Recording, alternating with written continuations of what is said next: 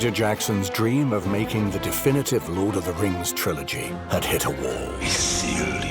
Its name was Harvey Weinstein. Harvey said, we're not going to make 2 movies, we're only going to make 1. Peter's plans for one of the most ambitious movie-making projects ever was disappearing before his very eyes. Goodbye. So to pull it off, they'd need a new studio. For an independent company, it's a ferocious call.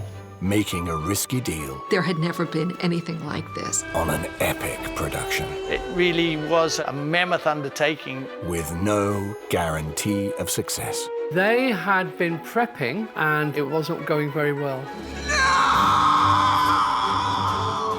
They'd be betting it all. If you mess this up, you cannot recoup this. And with monumental challenges ahead of them, a few of us knew how much trouble we were in. They were on a quest to bring a vision to life that for fans around the world was truly, what's the word? Precious.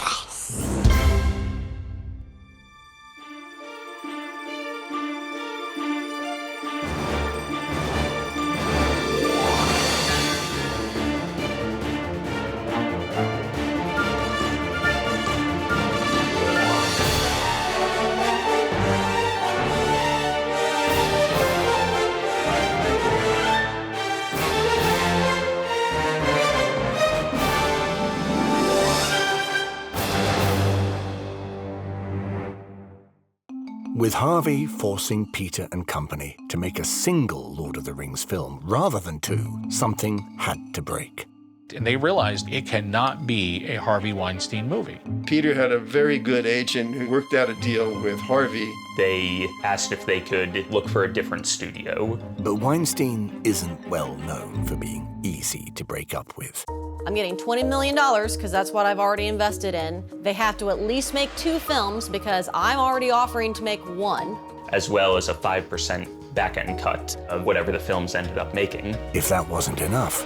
Peter was, I know, on a deadline. They had 4 weeks to find a different studio. Or be locked into the Miramax format of what they were prepared to back. So they think, how are we going to pitch this to studios? To a filmmaker like Peter, it was obvious. To get a film, you got to make a film. He spent a week shooting a little documentary to show the development process, everything that he had ready to go. They had been in pre-production with Miramax for over a year, so they had built Hobbiton. But more impressive than a big set was the little people on it. Hobbits really are amazing creatures.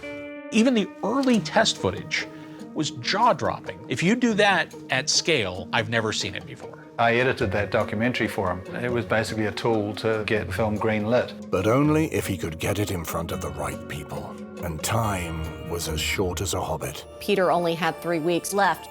Just 3 weeks before Miramax would have the right to take his dream project away. 300 lives of men I walk this earth, and now I have no time. Time wasn't Peter's only enemy. The studios were proving hostile. The books, they were old. And not that they were dated, but they weren't contemporary, they weren't Harry Potter. So there was definite skepticism in terms of how could these be made into the films. And it didn't help that Peter's last film wasn't exactly a hit. At the box office, it was a disaster. But Jackson did have an ally. It was this man. This is God. Well, not that man, exactly, but the people who created him. He had a special relationship with Mark Ordesky at New Line. Mark was an executive. And quite the fan of Peter's work earlier in his career, trying to make a bad taste deal with him. He worked for a company at the time called Republic Pictures, and he really wanted to distribute Bad Taste. But his boss was like, no. And so he left Peter with a solemn promise, vowing, one day, I will be something, and I will not fail you again. True to his word, Mark organized a meeting with the head of New Line, Bob Shaye. Bob had created New Line in the 1960s as a film distribution company servicing the counterculture. They started distributing Reefer Madness. Other titles followed. But Bob had big plans to move into movie production. Bob was a big risk taker. And in 1982, They had a big breakthrough with The Nightmare on Elm Street. That was what made New Line Films great. Kamala Galano came on board soon after, starting literally at the ground floor. I started with New Line in 1986, and I was the secretary. But not for long. I became executive vice president, European supervisor, and then I became president of New Line International. New Line really evolved over the years. We made some amazing films. Movies like The Mask and Dumb and Dumber and the Austin Power films. Hello, hello. We had done 7 with Brad Pitt. What's in the fucking box? A renegade attitude was the key to New Line's success. Bob Shaye was always a renegade. And at that time, Peter Jackson needed a renegade if he stood any chance of making Lord of the Rings. They were sitting around a conference room. They turned down the lights. Peter showed the reel. After watching Peter's documentary, Bob had only 5 words. Well, I don't get it. Bob had a big question about the whole project.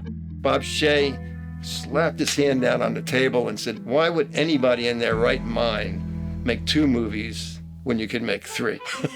And luckily, Bob agreed to still film in New Zealand, ensuring all that hard work the crew had done to build the sets wouldn't be for nothing. Bob, he believed in Peter's vision. He believed in the material, obviously. Bob being such a risk taker, it just seemed not a natural progression, but let's just go for it. Peter had got almost everything he wanted and more. He had a new partner, but he also now had an ex-partner in Miramax. And it was time for a divorce settlement. Harvey Weinstein keeps 5%. He also gets an executive producer credit, which nobody had a problem with. Peter and his team had plenty to celebrate. But now it was back to square one. They have to go back and rewrite everything and lay out the groundwork for what the 3 films look like. The scripting task before them was almost biblical in scale. All of Middle-earth has a long history of thousands and thousands of years. When you're doing a movie, you need to jump into the narrative. All we have to decide is what to do. While some characters were cut, others were expanded on. They wanted to extend the character of Arwen because it was important to just bring in some feminine power. Fran and Philip had a very specific idea that she would be a female warrior. That's why she's the elf that comes and rescues Frodo. Once again, history seemed to be repeating itself. Originally, Frodo is wounded, and an elf called Glorfindel rescues him. I go, we can't introduce another character. There's too many as it is. So I changed it to Legolas. Fly, the enemy is upon us. And then I see Peter Jackson's. They changed it to Arwen. I felt a little bit validated when I saw that. I said, oh. Changing the roles of characters is one thing, but for now, there was a bigger challenge. How to shoot 3 epic movies at the same time. A task that would fall in no small part on this guy. My name is Barry Osborne, and I was a producer of Lord of the Rings alongside of Peter Jackson and Fran Walsh. Barry had experience with the complex matrix of film production, thanks to a complex matrix. Do you know what I'm talking about? Matrix? I was doing posts on The Matrix. A friend of mine who had been on Lord of the Rings called me and said they're looking for somebody. Why don't you give them a call? So I did, and they said, we'll fly you out to New Zealand and you can meet Peter Jackson.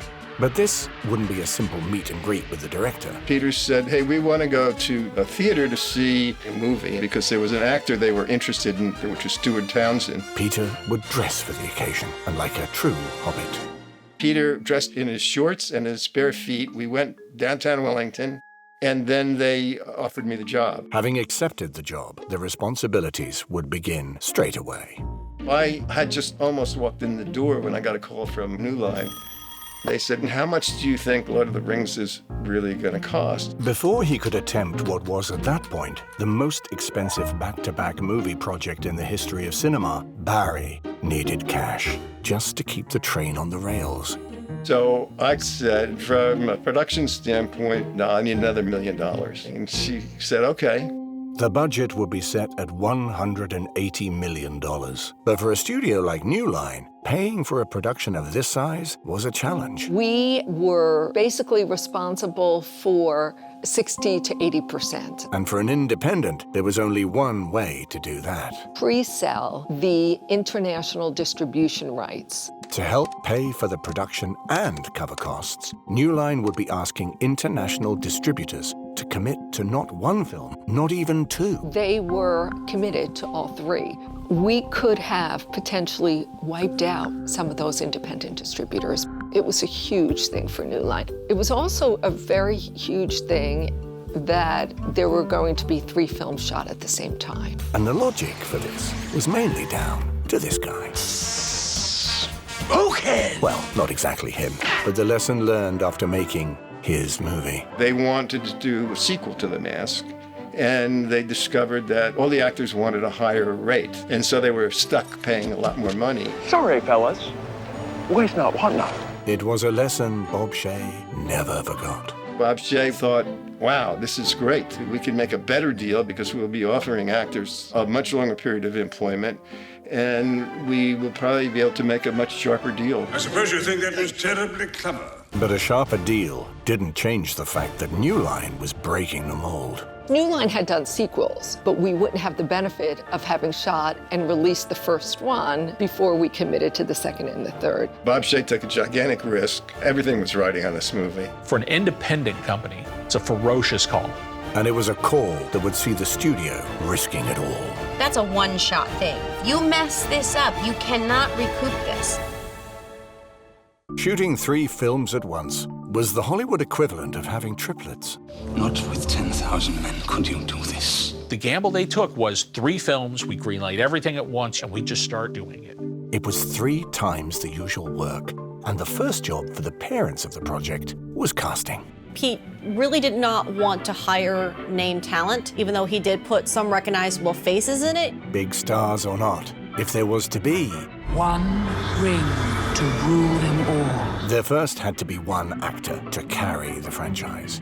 Pete goes to London and he sees about 300 British actors for Frodo. Despite his exhaustive efforts, And it was not going well. Peter still had an entire village of hobbits to cast, which would come as a surprise to Sean Astin. When his agent told him that he was in consideration, he didn't know what Lord of the Rings was. He had not read Lord of the Rings. When he got cast as Sam, he read it 3 times because he just really got into his character. He also had to be on a particular diet because he had to always be the fat hobbit. And they're like, Sean, you're gonna eat extra pancakes. Lovely big golden chips with a nice piece of fried fish. And for Rosie Cotton, the hobbit Sam loved from afar, Sarah McLeod, who'd collaborated with Peter on a previous film, Forgotten Silver. That was my first time that I worked with Peter. I got to play a 1920s film star. Because it was on a low budget, it was that real feeling of camaraderie between everybody making this project for little money. This would be the role of Sarah's life.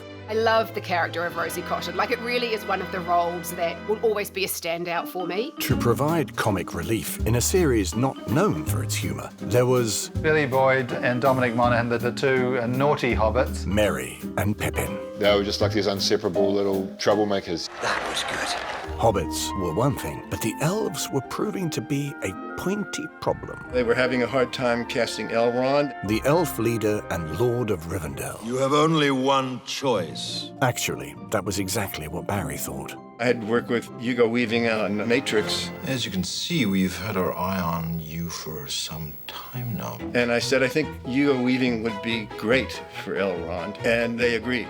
And when it came to the role of Legolas, for Orlando Bloom, the eyes had it. Orlando Bloom, he had a bit of playfulness about his eyes. Legolas, what do your elf eyes see? And then he read for them and they went, yes, fine, okay. It was a big break for Orlando. But Peter's choice for the role of Arwen, Uma Thurman, He said, goddamn! wasn't interested in Tolkien's pulp fiction, turning Peter down. But eventually, Jackson turned to Liv Tyler to fill the spot. Liv Tyler, of course, she's the daughter of Steve Tyler from Aerosmith. If you want him, come and claim him. You look look at her and you go, yeah, I could see elf. For the dwarves, getting actors to fit the role was never going to be easy. John Rhys Davies is a big guy, and to cast him in a really short role was kind of technically challenging. Nobody tosses a dwarf! When it came to the wizards, Peter had his pick of Britain's most respected actors, and one believed he was the perfect fit. My old friend. Christopher Lee knew Tolkien, and he really, really wanted to be Gandalf. And if that fails? The prized role of Gandalf turned out to be a battle of the knights. New Line Cinema really wanted Sean Connery as Gandalf. Sean Connery ended up turning it down. I think that was a relief to Peter Jackson and Fran Walsh, who were looking for somebody just a little bit different. Or to be more precise, Pete just did not want anybody else but Sir Ian McKellen. There never was much hope. Just a fool's hope. Ian McKellen was cast as the wizard, and although Jackson got his top pick for the role of Gandalf, his choice for the role of Boromir wasn't as enthralled by the role. Amusing, but pointless. Liam didn't want to be the guy that died in every movie, and he had just died as Qui-Gon Jinn in Star Wars. So they got Sean Bean, who has no such issues with dying.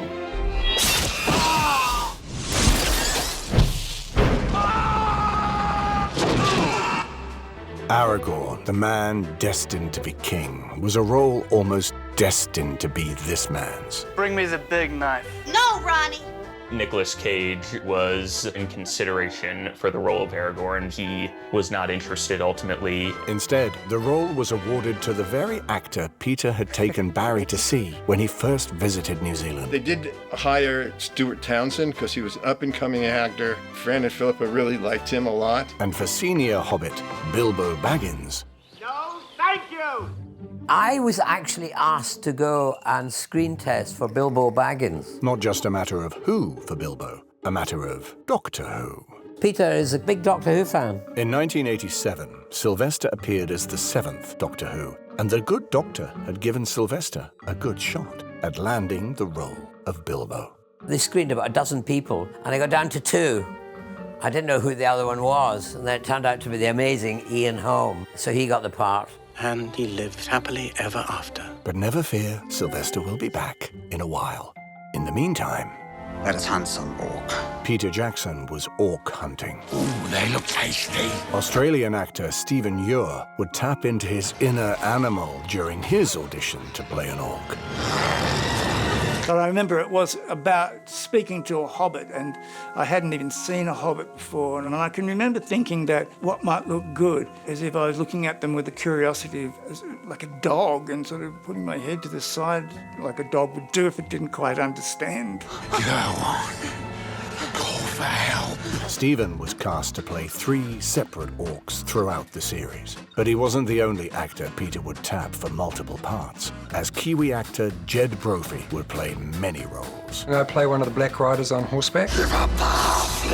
Many, many roles. Shaku, he's the leader of the Warg Riders. They took a little tumble off the cliff. And more roles. Got to play some Rohans and Gondor. The Nazgul on the Fellbeast. I actually play 4 different characters.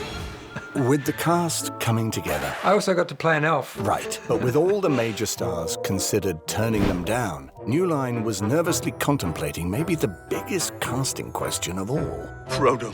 It was not going well. Where's Frodo? Luckily, there was one actor who was ready to start a quest of his own. Elijah Wood. And Elijah Wood, I will admit, we were rooting for early on. We told him, you got to get in on this, man. You are a hobbit. Look at you. Physically, he was perfect for it. And he did an audition, he shot it himself, and was very proactive about getting in front of those people because he wanted it. Elijah's unsolicited audition tape was sent to Peter Jackson. Pete fell in love with his look. He got the part that way. I will take the ring to Mordor. The producers had assembled a cast from around the world, suddenly thrown together and sent to the very edge of the map. The risk was Lord of the Rings could turn into Lord of the Flies. John Rhys Davies came over to me one day and said, you know, there's a funny thing, I've done ensemble casts before, and either everybody gets along or they fall apart and it becomes a miserable experience. Peter Jackson wanted the biggest film project in history to feel just like history. The year 3434 of the Second Age. Peter said to us, I don't want this to be tongue-in-cheek. I want this to be like history. We're going to actually make you feel like you're living in this world. It was kind of believable, yet amazing, fantastic. The trees of the Fangorn forest, for example. And we'd have these beautifully textured limbs and things for the treetops. Nobody had ever really tried to build rocks and fake trees and castles from the magical writing of Tolkien.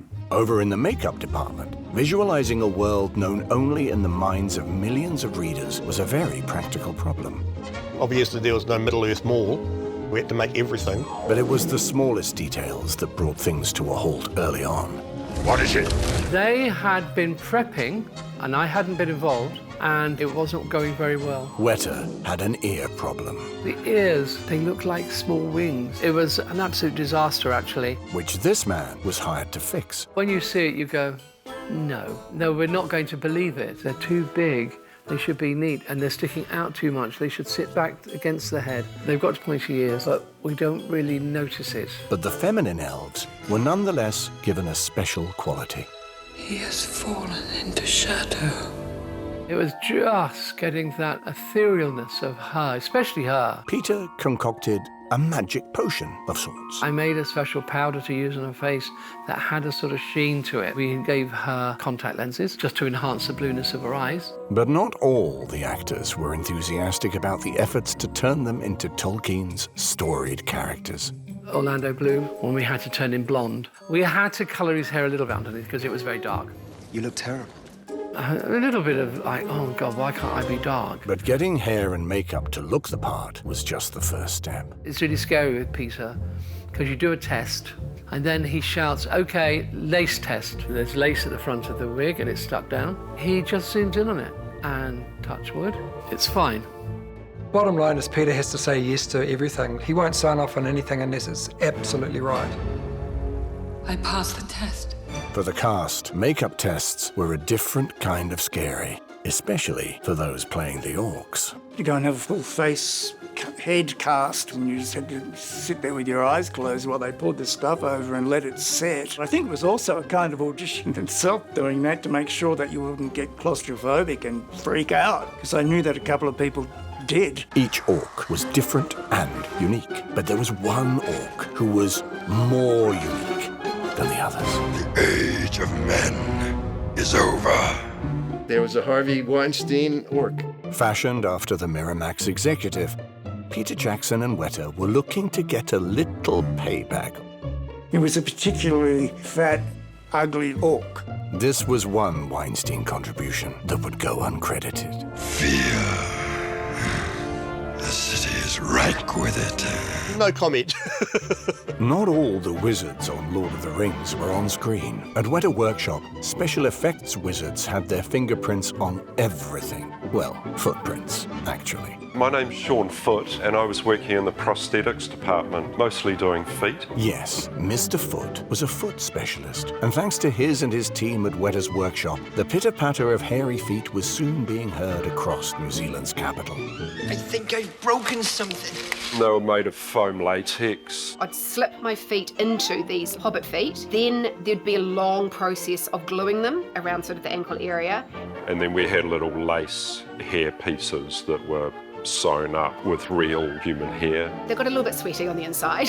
While the art department had landed on its feet, Peter had a big problem when it came to finding someone to shoot the world they were creating. And his most trusted lieutenant had serious misgivings. I could see that this was going to be a mammoth undertaking. And I said to Pete, look, I'm opting out because I can see that once we're sucked into this vortex, it'll be a long time before we're spat out again. Peter scrambled to find a shooter experienced enough and brave enough to join the quest. Peter approached me as a DP. I had a history of doing some work with Peter. But that meant little to New Line. The studio went, who's this guy? He doesn't have enough big film credits. So Pete got on to Andrew Lesney as his choice. Andrew had shot Babe, so that was the credit that they were looking for.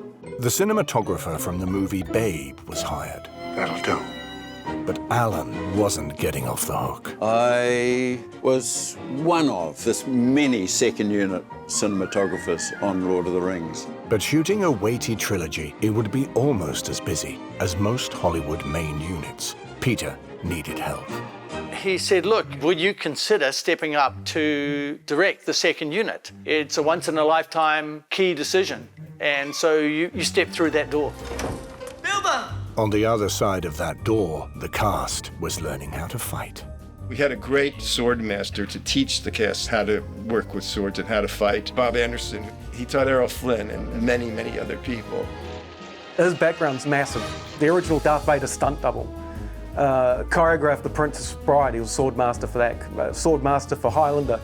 All about swords. But a real fight was brewing with one of Peter's core cast. Stuart Townsend had a hard time accepting certain things. A war of words was developing. He didn't want to learn Elvish, and the character called for that.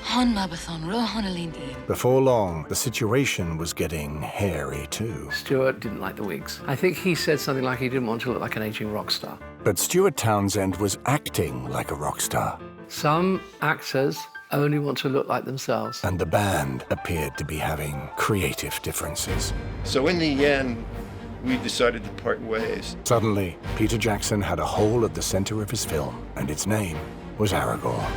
They were hunting around very quickly for someone to take Stuart's place. Deep into rehearsals, the Lord of the Rings epic was already deep in something else. Stuart was leaving, and we were going to start soon. New Line's Mark Ordesky received the distress call from the bottom of the world. He got a call at 2 a.m. and they said, we've just lost Stuart. Ordesky had someone in mind. Mark Ordesky came up with the idea to cast Viggo Mortensen. No fucking way. Viggo was reluctant. And that's where the story would have ended, were it not for a certain 11-year-old Tolkien fan. His son said, Lord of the Rings is great. You have to do this movie. Viggo signed on just in time for shooting. I can avoid being seen if I wish, but to disappear entirely, that is a rare gift. With Viggo on board, the cast and crew were staring down the barrel of 438 days of shooting. I think it was the naivety and the enthusiasm of this young crew that felt that we could pull that off. The youthful bravado was encouraging. Oi, we're coming too. The scale of the task was not. A few of us knew how much trouble we were in. It was like, oh my God, how are we actually going to do this? And 9,000 miles away in New York, New Line was asking the same question. You're betting all your money on a film that's shooting on the other side of the planet. So, New Line put a duck in their faraway pond, dispatching their trusted executive producer. Mark Ordesky eventually just becomes the guy who lives on that set and is reporting back to New Line. The great eye is ever watchful. But the biggest production in movie history was a lot for one man to supervise. There was the first unit, which was Peter, obviously. Then we had John Mahaffey unit, and we had Jeff Murphy unit. That's 3 units, shooting 3 movies. It was the ultimate production juggling act. Sometimes I would go to set with 3 different scripts and 3 different sets of storyboards to do snippets of the 3 different movies. You might start your morning killing someone in movie 2, and they'd be alive in movie 1 in the afternoon. You cannot go back. It really was a mammoth undertaking. The multi-pronged Rings production set out into the field on October the 11th, 1999. And for Sarah McLeod, the scale was starting to sink in. I still didn't really know how big it was until my first day on set, the dance. That dance was actually quite tricky in that hobbit feet, long toes, and some of it's uphill. And I definitely remember tripping over my hobbit toes and then having to compose myself as I came back down and did another little flick of the hands and carried on with the dance with a smile on my face. Go on, Sam. Ask Rosie for a dance. Viggo Mortensen, barely off the plane, went straight into the breach. Almost immediately on arriving, he had to do a huge fight scene. So they have him do a Weathertop scene first. He actually says that he's very grateful that that's the first scene that he had to shoot because it was more like physically just getting comfortable in there as opposed to worrying about memorizing dialogue. Stephen Ure's first scene saw him going toe-to-toe with a Knight of the Realm, a real one. I'd only just met Peter and I just met Christopher Lee. And Stephen would deliver a whip-cracking performance during a scene when the Uruk-hai are being born.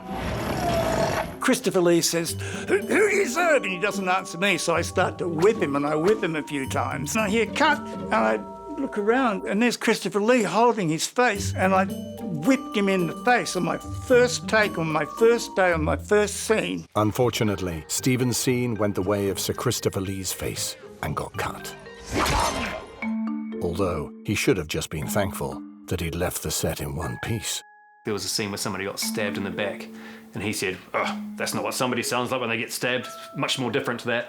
And then I found out later that he was like an SAS assassin. He was in Special Forces. He was a commando himself. And Christopher Lee, now in his 80s, was in no mood to suffer fools. We were talking about World War II, Battle of Britain, and I couldn't remember the name of the guy that was running the RAF at that time, and Christopher Lee berated me. And you haven't lived until you've been told off by Christopher Lee. Jed Brophy's scene with Saruman had him salivating with anticipation. No, really. Send out your warg riders. I had these big prosthetic teeth, and I was so nervous about meeting Christopher Lee that I had a saliva build-up, which basically, on the very first take, the teeth came out of my mouth and flew through the air and hit Sir Christopher Lee in the forehead. Fortunately, Sir Christopher was no stranger to wayward teeth. He'd made a fine career out of it. He was very forgiving. Out in the middle of nowhere, miles from motion capture studios, Jackson was solving visual problems using the oldest tricks in the book.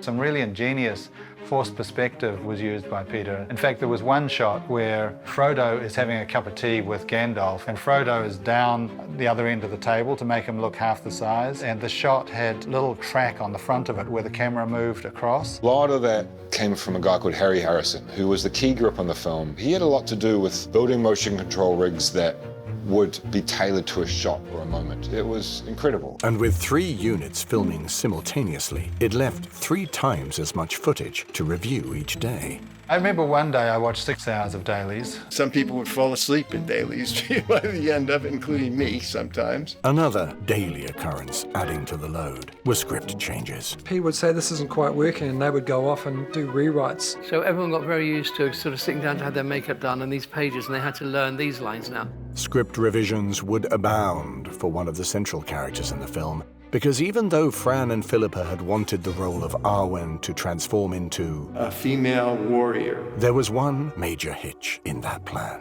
Liv hated horses. I do not fear them. Liv could not ride a horse. Ride hard. Don't look back. One way or another, this was going to be a rough ride. Second Unit Director John Mahaffey was tasked with capturing one of the Lord of the Rings' most dramatic scenes. One of the first sequences that I shot was the ring wraith chase. Wild horses couldn't hold John back from his first big test. The challenges were riding through the trees at speed. And he really means through the trees. One of the first takes that they did going through the trees, they didn't prune the branches, and so there was a lot of heads hitting the branches. But the rough riding wasn't John's biggest problem. Liv hated horses. That was a problem because her character, Arwen, needed to ride like the wind. Liv was very honest about the fact that being on horseback was a fairly terrifying experience for her. Refusing to ride a horse, Liv had the production over a barrel. The solution? They put her over a barrel. We mounted her on a 40-gallon drum on the back of an old pickup. We were bouncing this barrel and going over all this crazy country trying to get these shots, but she applied herself. Liv had applied herself admirably, as Jed Brophy discovered when the dailies were screened. I do remember one day sitting behind Peter Jackson. He literally jumped up out of his chair and said, "Wow, this is going to blow people's minds." Liv had managed to pull off the scene, but Fran and Philippa were realizing they may have put the cart before the horse when it came to their female warrior. Liv is not a female warrior. Why are you saying this? She's beautiful and graceful, but she's not really cut out to be a warrior. Eventually, they started to realize that they had to revise the role. There is still hope. And they had her as this ethereal inspiration for Aragorn, which I think suited her perfectly. See boy with Unearthed. Liv Tyler was not alone in her phobias. The challenges of New Zealand's wilderness had something for everyone. What is this new devilry? Sean Bean, he got caught between two landslides. So he's stuck in this little town. We called him and said, we're going to send a helicopter. He was deathly afraid of getting in a helicopter. Don't you see this madness? I convinced him he had to get in a helicopter because we needed to shoot. But sometimes it had to be the high road. We were filming up on one of the mountain ranges, and the best way to get up there was by helicopter, and he refused to get in that helicopter. He did walk up there at that time. If Viggo Mortensen had any phobias, I do not fear death. Shooting for the newly arrived actor wasn't aggravating them. Viggo just was totally committed to the role. Viggo at times used to just like to stay out on location and not come back to the motel at the end of a night. Viggo was just one of those actors that liked to really engulf himself in the character. In fact, the more pain, the better. He endured a whole lot of physical pain just to be the character. I mean, literally, when you see close-ups of his hands, bloody and gnarled, half of it wasn't makeup. And I remembered one scene where we were throwing opponents at him and he was battling. He finished up with the stunt guys, and now there were extras right in his path, and I had to sort of almost jump in his way and go, stop, stop, stop, stop, no, cut, cut, cut. The stunt people were just terrified to fight Viggo, because Viggo was just so into it. But the Danish-American He-Man did have a soft side. One day we were riding out to location. There was an incredible sunrise. Which gave Viggo the same idea as Barry. We got to get that on camera. Because even on The Lord of the Rings, blue sky beats blue screen. The movies only employed the visual effects where there was no way any practical effects could ever do the job. Blue screen sunsets and things was never an option. And Viggo was willing to move heaven and earth to shoot heaven and earth. It's going to be impossible for me to get the cast and the crew there in time. And he said, well, why don't we just sleep on location overnight? And we camped out overnight and made a big fire. And then we got up in the morning early and got the sunrise, and it was just a lot of fun. Camping in the New Zealand backcountry could be romantic. Blood has been spilled this night. But it could also be lethal. We were filming a sequence where they had come out of Casa Doom. So we found this great location on the South Island. We were filming, and Mountain Safety came over to us and said, there's a storm moving in. You have to get off the mountain.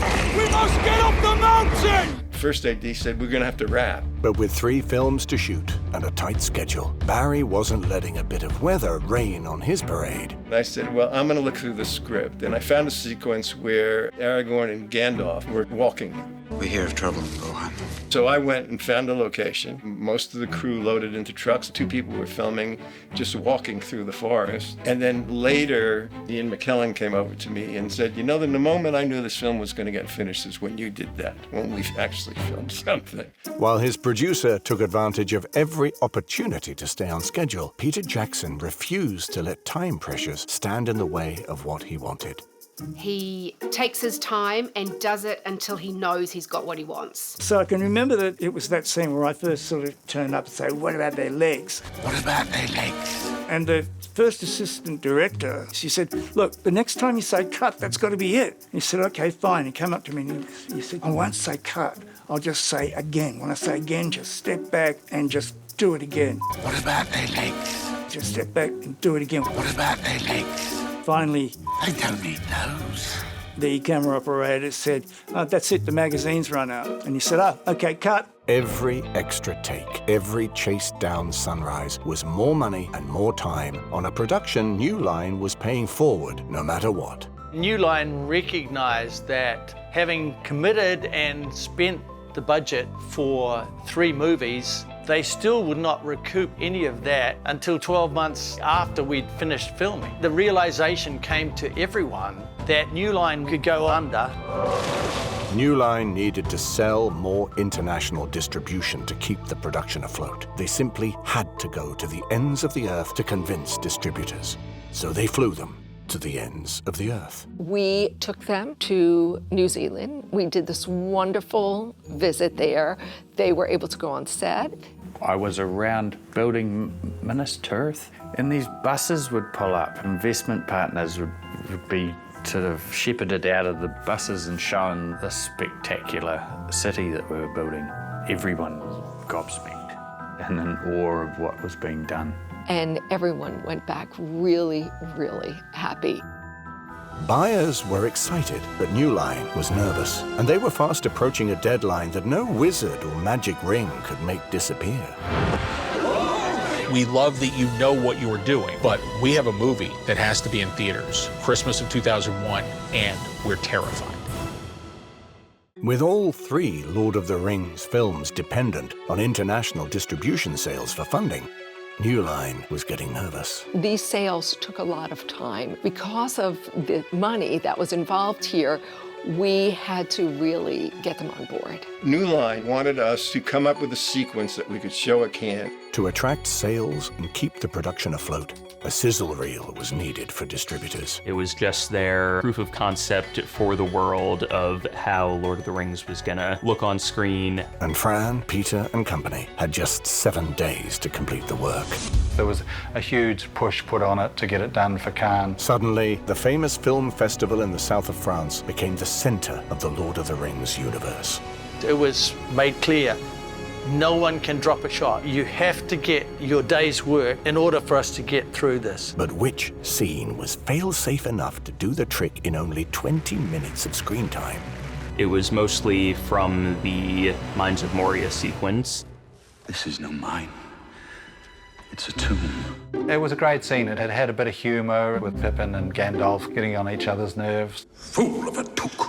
Gimli being upset at his forebears being entombed by the orcs. No.